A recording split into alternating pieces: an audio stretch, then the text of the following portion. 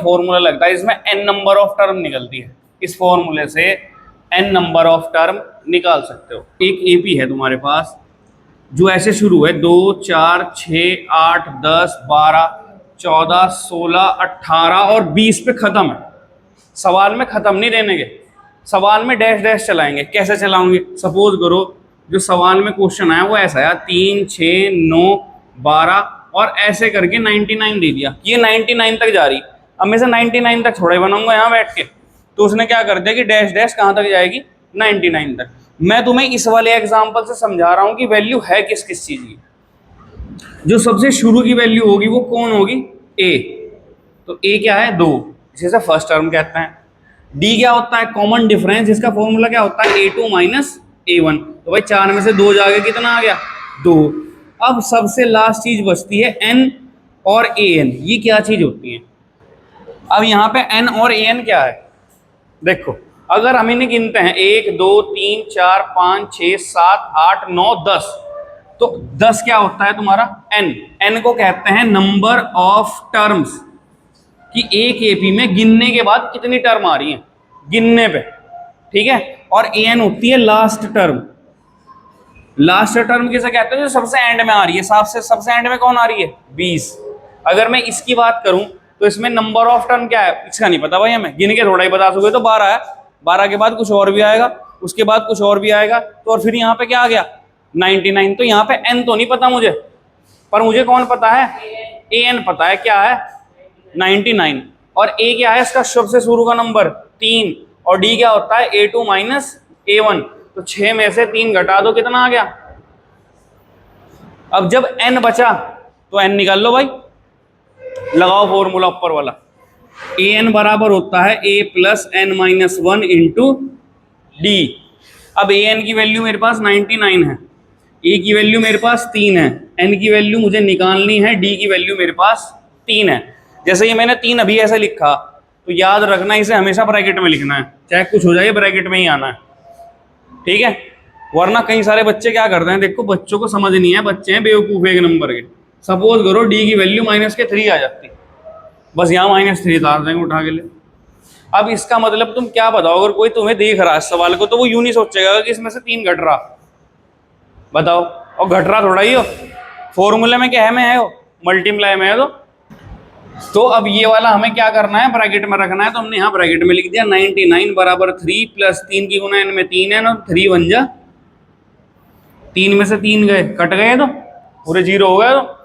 तो 99 बराबर क्या हो गया? 3n, और 3 के टेबल से इसे काट दो, n की वैल्यू क्या आ गई तुम्हारे पास? 33, ठीक है। एक्सरसाइज है 5.2, क्वेश्चन है 4। सवाल में पूछा गया विच टर्म का मतलब होगा n। वो तुमसे n पूछ रहा है, यानी कि वो यूं कहना चाह रहा है कि सपोज करो अगर मैं एक क्वेश्चन बनाता हूं ऐसे, और मैं कहूं कौन से नंबर पे 18 आएगा, कौन से नंबर पे 18 आएगा, तो 1 2 3 4 5 6 कौन से नंबर पे आ रहा?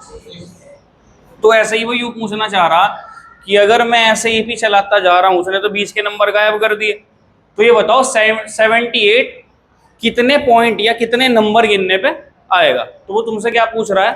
n। इस सवाल में जो सबसे शुरू की टर्म है वो कौन है? a। d क्या होता है? A2 minus A1।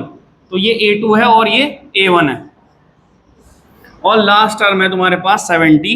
a क्या होगा? शुरू का टर्म होता है। d किसे कहते हैं? A2 माइनस A1 को। तो हमने घटा दिया, 8 में से 3 गए 5, और लास्ट वाली वैल्यू कौन है? an की, जो क्या है? 78। जो भी सबसे लास्ट में होता है उसे an कहते हैं। क्यों? क्योंकि an का नाम ही क्या होता है? Last term. अब हमने फॉर्मूला लिख दिया, an बराबर होता है a plus n minus 1 into D. अब an की जगह कौन है? 78 है, a की जगह कौन है? 3 है, n की जगह मुझे निकालना है, और d है मेरा 5। इसे हमेशा किस में रखोगे आप? ब्रैकेट में। हर बच्चे अलग अलग तरीके से सवाल करते हैं। कोई करता है कि पहले 5 की मल्टीप्लाई इसमें मार दी, दोनों में मल्टीप्लाई कर दी, फिर ये वाली चीज इसमें से घटा दी और तब जाके सॉल्व करें। इसका सबसे आसान तरीका होता है सॉल्व करने का कि ये प्लस की वैल्यू है, इस वजह से प्लस नहीं है कि इसके पीछे प्लस है, जिसके आगे कुछ नहीं होता क्या होता है? इतने बड़े मंदबुद्धि भी बैठे हैं यहाँ, उसे प्लस का निशान ये वाला दिखेगा, तो भैया ध्यान रखना निशान कहाँ होता है, आगे। तो जिसके आगे कुछ नहीं है वो किस चीज का है, प्लस का। तो प्लस का 3 इधर आगे क्या हो जाएगा, माइनस का। और अगर यहाँ माइनस होता तो इधर आगे किसका होता, प्लस का। अब ये पूरा एज इट इज लिख दो, इसे छेड़ने की जरूरत नहीं है। घट के कितने हो गए 75, और यह है n-1, और यहाँ पे क्या है 5। ये मल्टीप्लाई में है तो किस में जाएगा, अपॉन में जाएगा। इसे काट दो, कितना आ गया 15, और माइनस का 1 इधर आगे क्या हो गया। ये इससे आसान और इससे जल्दी तरीका कोई नहीं है इसका। चेक करो क्या -150 की टर्म कोई n है, और कौन सी एपी का, उस वाली एपी का। अब भी तुमसे क्या पूछ रहा है, ये n, ये n की वैल्यू है, और हमें ये बताना है कि ये n है भी या नहीं इस एपी का। तो कैसे पता लगता है कि ये n है भी या नहीं।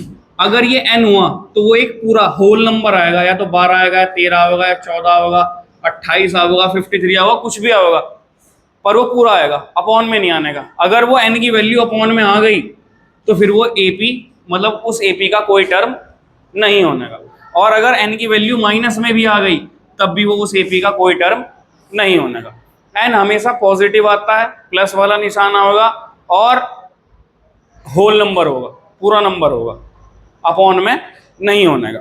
देखो जैसे ये 4 नंबर पे है ना इसके, जैसे 1 2 3 4, 12 4 नंबर पे है, और 8 कौन से नंबर पे है, 2 पे, 5 कौन से नंबर पे है, 3 पे। इस तरह ही पूरे नंबर आते हैं, अपॉन में कोई भी नंबर नहीं आता। तो अगर हम इसका n निकाल के देखते हैं और वो अपॉन में आ गया तो फिर ये इसकी कोई टर्म नहीं है। n की वैल्यू क्या है हमारे तुम्हारे पास, -150।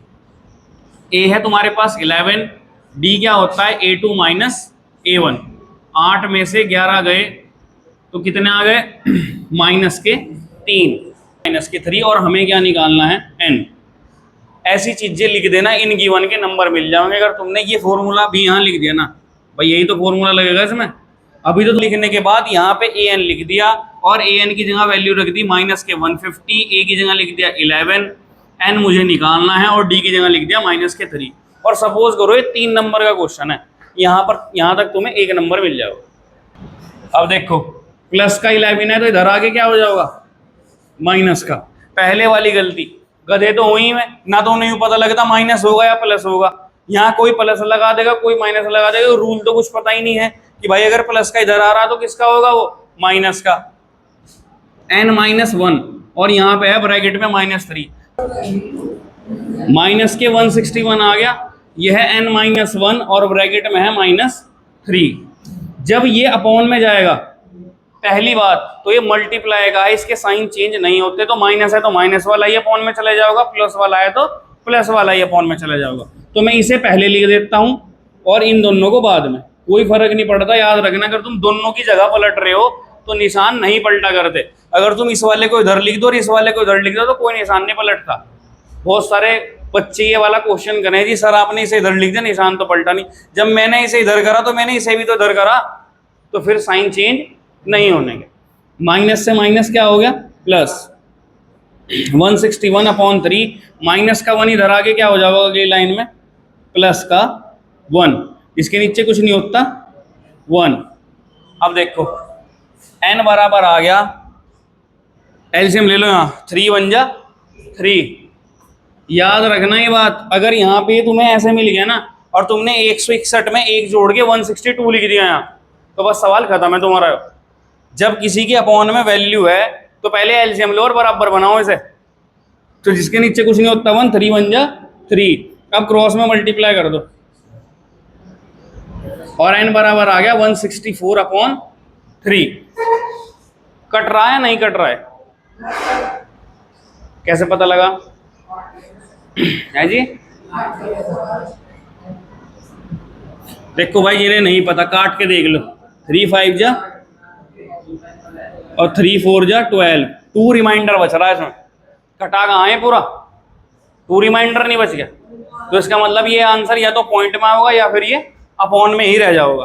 तो अब ये अपॉन में आ रहा है तो फिर -150 इसकी टर्म नहीं है। तो लिखोगे कैसे, here n is a fractional number. n क्या है, फ्रैक्शनल नंबर है। सो -150 is not a term of of AP 11,8,5,2। ठीक है, जब भी तुम्हें दो TH वाली वैल्यू दी जाएंगी या दो ST वाली या कुछ भी, भाई लिखने को तो हम ऐसे भी लिख देना, सेकंड को ऐसे लिखे ND करके, तो वो तो जैसे भी लिखना चाहेंगे ऐसे लिख देंगे। तो अगर दो वैल्यू दी जाती हैं तो फिर वो n की नहीं बनती, वो किसकी वैल्यू बनती है, an की वैल्यू बनती है। पर an की कैसे, तब भी वो n की जगह 11 ही रखा जाएगा, तो ये वैल्यू है A11 की, ऐसा होना फॉर्मूला an, तो n की जगह कौन है 11 और ये 16 है, तो ये क्या है A16 और n की जगह कौन है 16। हमें 31st टर्म निकालनी है जिसकी वैल्यू क्या होगी A31। अब A31 कैसे निकलता है, A+30, ये तो फॉर्मूला हो, एक कम कर दो A+30D। तो मुझे इस वैल्यू को निकालने के लिए एक A चाहिए और एक D। हमें दिमाग में रखना है, सवाल देखो ऐसे ही सॉल्व हो, सवाल फ्री में सॉल्व नहीं हुआ करते। हमें ये पता होना चाहिए कि जो हम अपना आंसर निकाल रहे हैं वो निकलेगा कैसे। तो जब मैंने A31 को लिखा A+30D, तो मुझे एक तो A चाहिए और एक कौन चाहिए D, दो चाहिए मुझे, और वो मैं कहाँ से निकाल लूंगा, जो मुझे इक्वेशन दे रखी है। तो मैं A11 को लिखूंगा जो मुझे दे रखी है, किसके बराबर है 30, तो A11 को लिख दूंगा मैं A+10D और इक्वेशन क्या हो जाएगी 1। और वहां पे मुझे क्या दे रखा है A16 जो किसके बराबर है 73 के, तो A16 को लिख दूंगा A+15D। जिन्हें नहीं पता तो फर्स्ट एक्सरसाइज देख लेना भाई, एक कम करके आता है नंबर, 16 दे रखा तो 15, 11 दे रखा तो 10, ये हमें गिवन दे रखा है, हाफ नंबर इसी का ही मिल जाएगा तुम्हें। जैसा क्वेश्चन होगा ऐसे के हिसाब से मिलेगा, 2 नंबर का है तो हाफ मिलेंगे, 3 नंबर का तो एक भी मिल सकता है, 4 नंबर का तो भी एक मिल सकता है। अब फ्रॉम इक्वेशन 1 एंड 2 जिन्हें नहीं पता, A+15D बराबर है 73, A+10D बराबर है 38। निशान पलट दो, इसके प्लस की जगह माइनस, प्लस की जगह माइनस, प्लस की जगह कट गए, 15 में से 10 गए, कितना आगे 5D, और 73 में से 38 जाके कितना आगे 35, 5 के टेबल में 35 कितनी बार कट गया 7 बार, D की वैल्यू आ गई। जब तुम्हारे पास D की वैल्यू आ गई तो वैल्यू इनमें से किसी भी इक्वेशन में रख दो, put the value of D in equation 1 में रख दो या 2 में रख दो, 10 की जगह रख दो D की वैल्यू, ये हो गया 70, प्लस का 70 इधर आगे हो गया माइनस का, और A की वैल्यू आ गई माइनस के 32। अब मेरे पास A भी आ गया और मेरे पास D भी आ गया, मुझे किस में रखनी है, इसमें रखनी है और आंसर बनाना है। A31 बराबर होगा A+30D, A की जगह मैंने -32 रख दिया, 30D की जगह मैंने 7 रख दिया, इन्हें जोड़ के हो गया 210, और A31 की वैल्यू आ गई 178। ये उन सवालों में से एक है जो AP के सवाल में आता ही आता है, उनमें से एक है।